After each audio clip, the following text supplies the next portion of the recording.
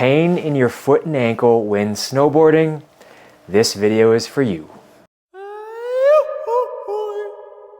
So we get this question all the time. Hey Mark, I have pain in my foot and ankle when I snowboard. It either starts immediately or it builds up over time to the point where I can't even snowboard anymore. It's that painful. What can I do about it? That is a great question, and one I'm going to answer. Unfortunately, it's not quick and easy. This is going to be a very in-depth video, but I promise it will help. Before we get started, my name is Mark. I am a doctor of physical therapy, along with my wife Sarah, who is a certified yoga instructor, licensed massage therapist, personal trainer, all of the above. We do all of these things for snowboarders of various levels in regards to mobility, flexibility, strength, to keep you riding longer, faster, better, to keep you injury-free, etc., etc. Please don't forget to like and subscribe. It really helps us out to put out amazing content like this. So we can't talk about foot pain or ankle pain without talking about, of course, the anatomy of the foot. So, as you can see, this is a right foot. It's pretty complex. There are roughly 26 bones in the foot, and they are all connected. There are roughly 100 muscles, ligaments, tendons, soft tissues, things like that. And to top it all off, there are 33 joints in the foot and ankle, which is crazy. Think about a fine-tuned motor or machine and it all works together.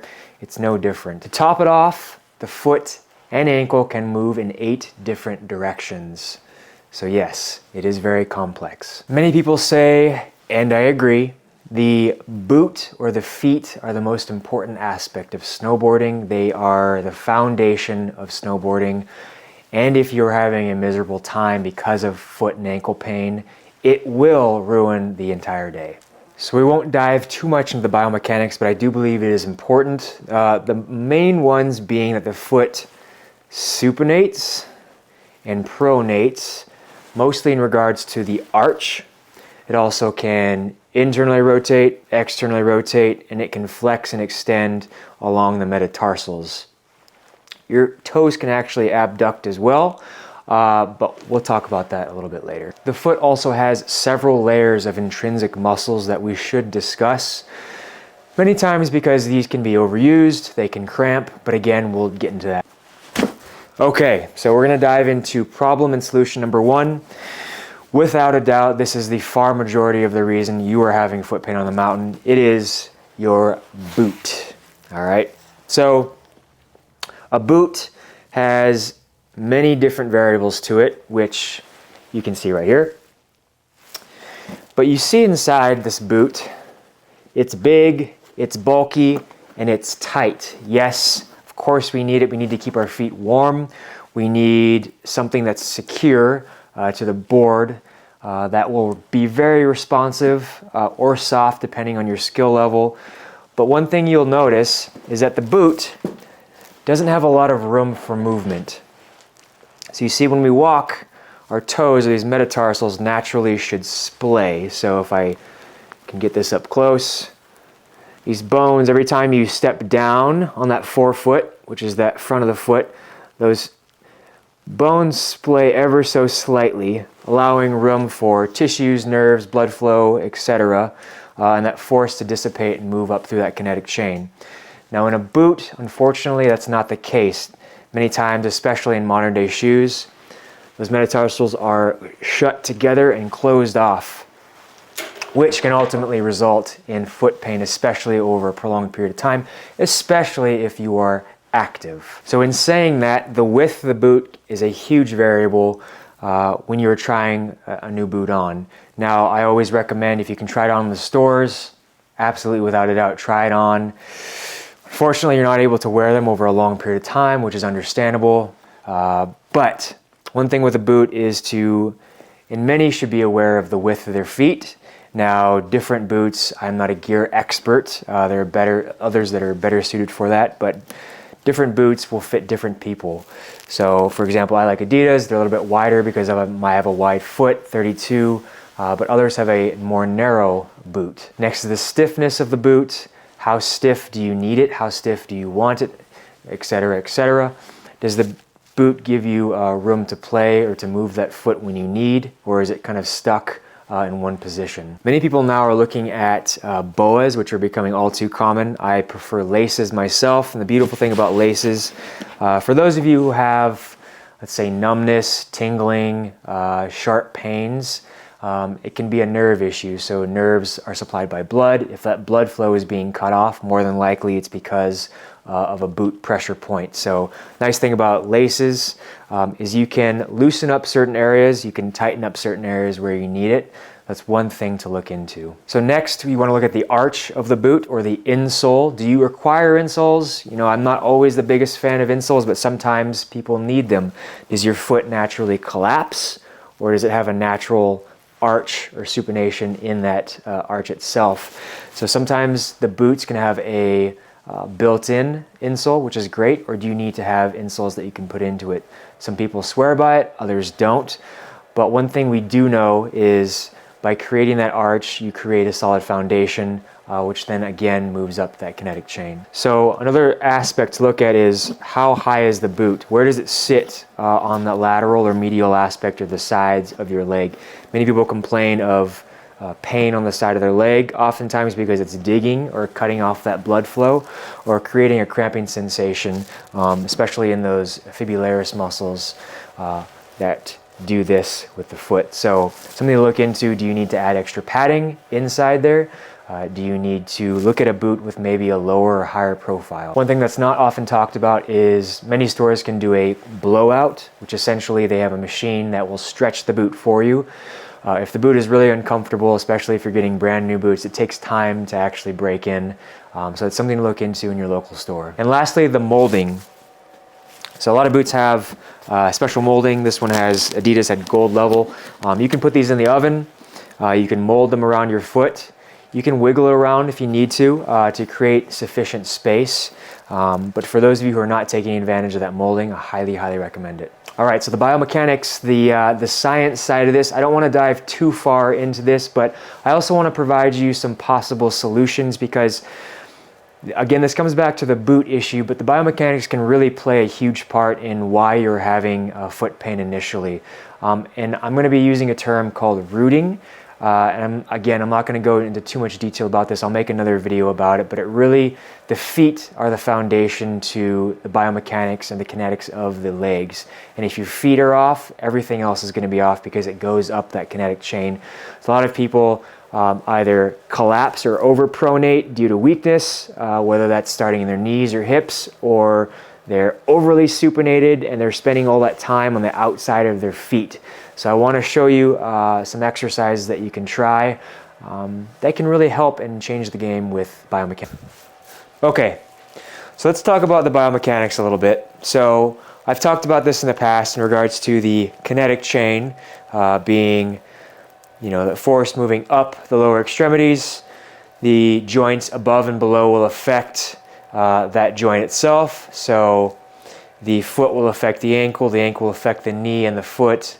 The hip will affect the knee, et cetera, et cetera. You get the idea. What I see a lot is people who don't apply that force in their foot properly. And by properly, I mean you can interpret that a million different ways, but this is just one way to interpret it. So again, we're all made differently. We all have different anatomy, and some people will spend their entire lives without any aches, pains, discomfort, moving in movement patterns that, in general, when you look at them, you'd think, ooh. For example, world-class Kenyan runners and marathoners have very strange cadences and running mechanics, but yet they dominate the sport. So take this with a grain of salt, but one thing we can talk about, one thing I work with clients is that rooting issue. So if I look at the foot itself, one thing I want to focus on is pushing through that big toe. So when we're stepping, those feet are bending and we're pushing that force forward. A lot of times people either are collapsed, that foot is collapsed or overpronated, or they're focusing a lot of that pressure on the outside, or that fourth and fifth are really stiff and they're not really allowing those metatarsals to splay properly.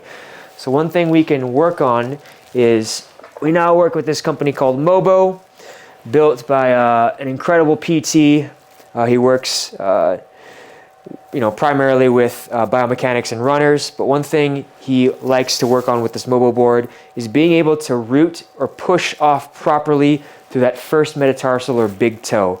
Now this can make a big difference. Why are we talking about this in regards to snowboarding? Is applying that pressure and that force through that big toe, because a lot of times that's not the case, and sometimes this can lead to foot pain on and off the mountain if we're not utilizing those intrinsic muscles properly, naturally forming that arch. So you see this board has a hole where toes, 1, 2, or say 2, 3, 4, 5 have an open space. Oh, let me show you there, where that first big toe is forced to kind of root and push properly, really creating that natural arch in the foot. This is a great exercise to do kind of pre-post movement, pre-mountain, and essentially I can balance on it. So it really not only forces that foot to root properly because I can feel that natural arch forming, but it also adds that balance component to this, working the hips, the knees, etc., etc. Now you can change the settings on this if I wanted to work on pronation, supination, things like that. But that gives you the idea of kind of why we do what we do. Now you don't need this board, obviously. You can practice this by naturally standing on the ground and really balancing that weight distribution between the calcaneus, the bottom, the rear foot, the front foot, and the outside of my pinky toe, and really naturally creating that arch in the foot. So I can kind of stick 2 fingers underneath there. Now, this is also very useful for those who are weightlifting or strength training when you're coming down to that squat position, really creating that arch in the foot and just distributing that weight properly. So that is one exercise to work on for those biomechanics. Definitely check out the Mobo board, link in the description below. One other piece to the Mobo is they actually make a wedge. It's actually called the wedge itself. You can do a couple things with this. You can work on the mobility within the foot itself. So whether I am working on mobilizing those 4th and 5th metatarsals. So like I said, sometimes these can be really stiff and they're not moving properly, so I can mobilize it. I put it in between that 4th and 5th toe, and I can move my foot over it. Now you can do this before. I can move it up and down as I need. And I can also do a transverse version of that as well in regards to that plantar fascia and moving those metatarsals overall. That feels pretty good. And I can do this pre-post ride.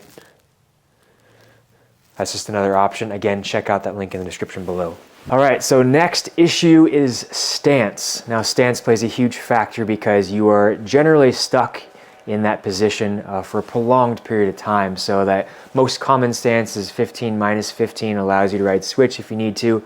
But maybe that's not the best for you.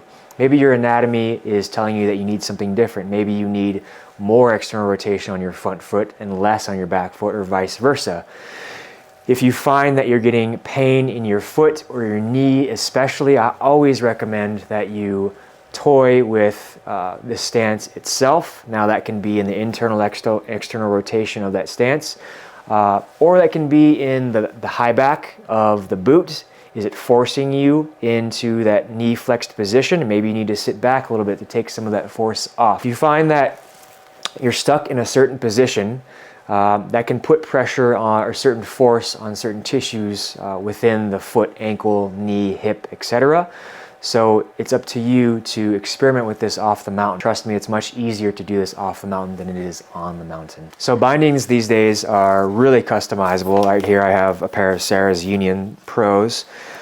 But essentially, you see there's a lot of customizable features on these things these days. So the first being, where do these straps sit on the boot? So these are, you can really customize these to move side to side. You can also customize these to move forward and back. And that can put a lot of pressure on the foot, especially over a long period of time. Same thing goes for the toe cap as well. You can move this forward, you can move it back, you can apply pressure in different ways. In regards to the high back itself, You can move the high back forward, you can move the high back or the bar in the back as well, so you're sitting further back on the board. Whether you want more responsiveness on the heel edge or toe edge, as well as the high back itself, like I mentioned, you can move it forward, you can move it back depending on how much responsiveness you want or need if you're a heavy park rider, free ride, groomer rider, etc., etc. And then lastly, you have the angle on the bottom, so you can move this angle side to side, more positive, more negative. So that's also something to think about. And one thing that's not often talked about is I believe it's a cantered binding. And essentially that's going to be an angled binding that allows the foot to kind of naturally supinate, putting less pressure on that medial knee, especially for those who have a lot of knee pain. This can be really, really beneficial. Oh, and one thing I didn't mention is stiffness in bindings is a real thing. So do you need a binding that's extra stiff, extra responsive, or do you need a binding that's a little bit more soft, a little bit more forgiving, especially if you're a heavy park rider that maybe needs to get out of sticky situations last second. So next issue I often see is to loosen up. Now, this is not in a negative way, but especially for newer riders, they tend to be very tight, rigid, and stuck in certain positions. So for some of you who might be riding heel edge most of the day because you can't yet complete that toe edge S carve, a lot of times you can, or vice versa, you can be stuck in a certain position, which really irritates certain muscles. So a lot of times what I see is someone will be stuck in a heel edge position. They're forced into that dorsiflex position for a prolonged period of time, especially if they're skidding or rigid on snow and ice. And this can really tire out the fibularis muscles, ultimately for them to cramp, which is all too common. Socks. Yes, we like to talk about socks, but they can be a factor, especially when it comes back to the blood flow issue. So I never recommend double socking, but sometimes it works, not always though. Especially if you have a lot of room in the foot, in the boot, but maybe you can't afford to buy a new boot or you're stuck with these you're given. Sometimes double socking can work. Compression socks I really love because they kind of force the veins to bring the blood flow back up to the heart, but it also is not as thick. Sometimes the material and the compression can really affect the foot as well. Nutrition and hydration, yes, these are huge factors, especially if you're having cramping in the foot or the ankle or in the shin or a calf. Maybe you are lacking certain magnesium and phosphates and things like that. So maybe you need electrolytes. Maybe, again, it comes back to the overuse and you're just working your legs more than usual. So always think about the nutrition side, the water when you're going into this.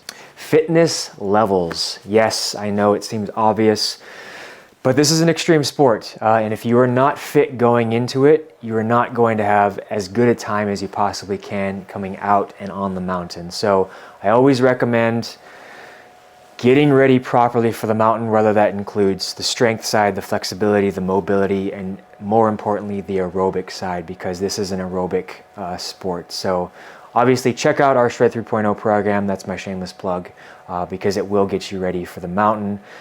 Yes. Last but not least, foot stretches. So you can absolutely stretch and create more mobile intrinsic muscles to a degree. Now, this is often argued, especially with the barefoot movement, but I do believe, again, it comes back to the foot splaying itself. So loosening up those ligaments, tendons, tissues will allow that foot to splay more properly, allowing more blood flow, more mobility in that foot overall. But this will take time. This is not something that you can just simply do one day and it'll feel better. This takes time to build up. So I can also show you a couple stretches to do there as well. So in regards to some exercises that you can utilize, I have a lacrosse ball. I often give these to clients because these are awesome. They're cheap. There's like less than $5. And again, literally, it's mobilizing those tissues, allowing those metatarsals to splay, loosening up the intrinsic muscles, the tendons, ligaments, things like that.